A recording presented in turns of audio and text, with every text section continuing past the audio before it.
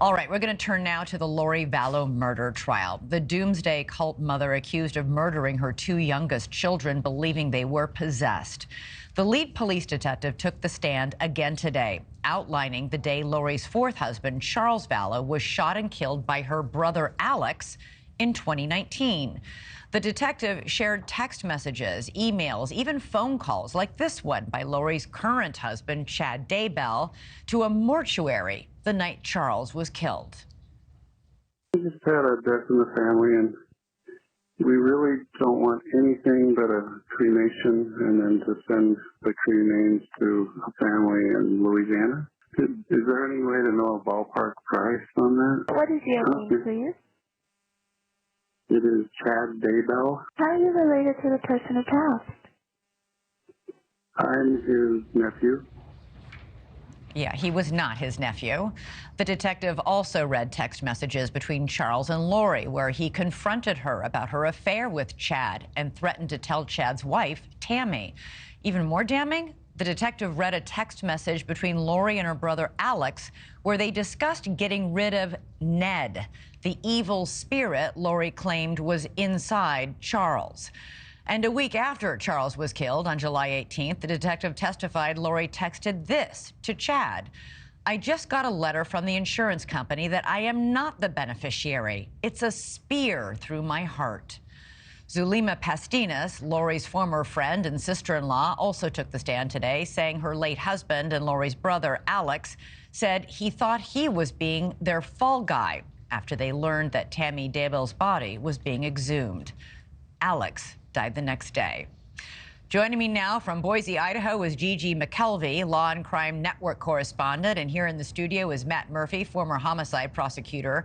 Okay, Gigi, I'm going to start with you. How are the jurors reacting to all these revelations, especially the one that Alex, Lori's brother, shot and killed her fourth husband, Charles? That was one of the stronger reactions by the jury yesterday when they found that out. You know, it's kind of been trickled out as far as the religious aspect of this. Yesterday they were overloaded, but that was a big revelation. They had visible shocked reactions on their face when they heard that. Gigi, this is complicated. There are a lot of people, a lot of moving pieces in this story, but the overwhelming reality here is there's a lot of people around Lori and Chad who keep dying. Right. Yeah. And it seems like it's people that got in their way. You know, that's kind of been the theme the state has put forth to the jury, which is if Lori had no need for you, if you were getting in her way, if you were causing her too much trouble, or if you questioned her, all of a sudden you became dark and you had to go. And unfortunately, that was her husband and her two kids. And does the jury seem to be paying close attention? What is their reaction toward Lori? Can you tell anything?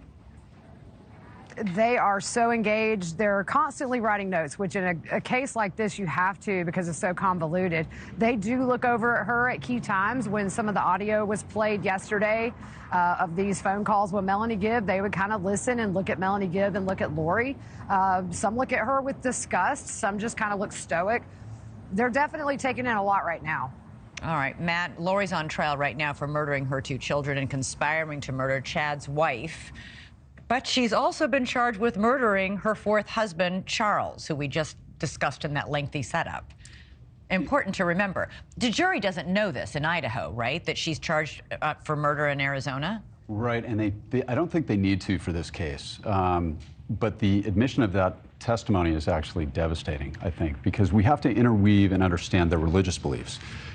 They believe that, that zombies will possess people, evil spirits, and once that happens, the person has to be killed to be freed. So we heard testimony that Ned, this evil spirit, possessed Charles Vallow. He winds up dead. Tammy Daybell, if you recall, according to Chad, was possessed by Viola, a level 3 demonic entity. And where this connects to her kids is, I believe there's testimony that's going to come out from her friends, where she was saying that both Tylee and JJ were zombies. So according to her religious views, that means they've got to die. Matt, at some point, does this all sound so crazy that the prosecution has to worry about all these jurors thinking she's crazy bananas?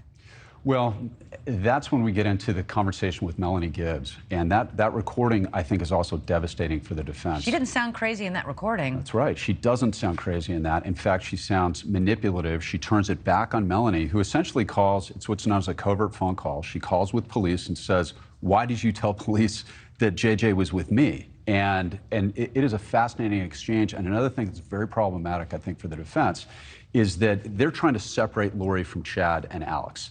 And at every point, Detective Hermosillo testified his first contact was Chad and Alex unloading a pickup. And when he said, "Where's JJ?" Alex looked scared and immediately turned to Chad.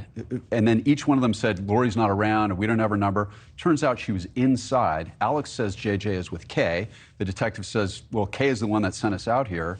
And at that point, Lori comes out and says, "JJ is with my friend Melanie." So it's an interwoven tapestry, but with every day, I think these nails are getting hammered into her coffin. Gigi, 10 seconds. Do you think it's all becoming clear to the jury? You're hearing this all laid out there in the courtroom.